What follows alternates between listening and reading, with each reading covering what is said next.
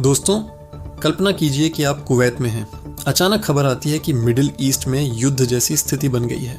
Airport पर हमले की खबरें आने लगती हैं। कई फ्लाइट्स रद्द हो जाती हैं और हजारों प्रवासी सोचने लगते हैं कि अब क्या होगा।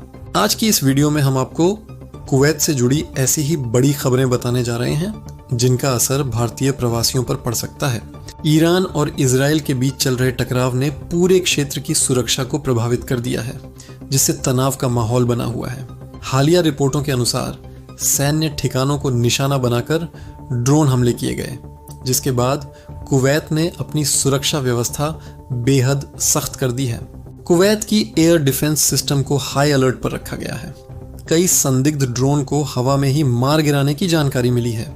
कुवैत इंटरनेशनल एयरपोर्ट के आसपास ड्रोन गतिविधि देखी गई।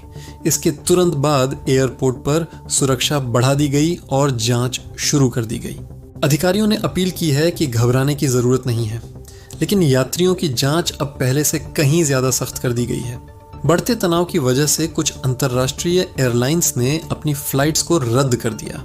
यात्रियों को एयरपोर्ट पर घंटों इंतजार करना पड़ा।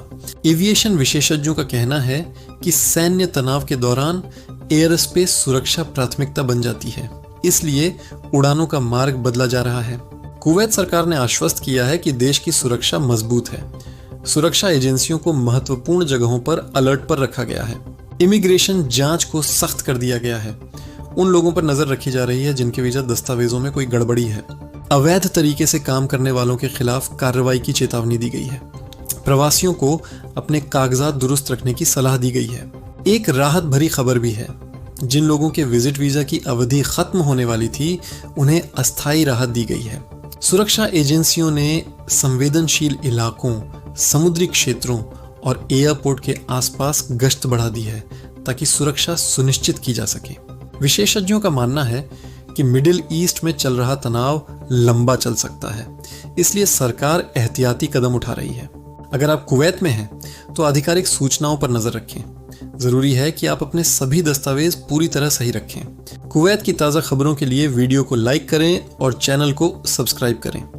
कमेंट में बताएं आप कुवैत में हैं या भारत में।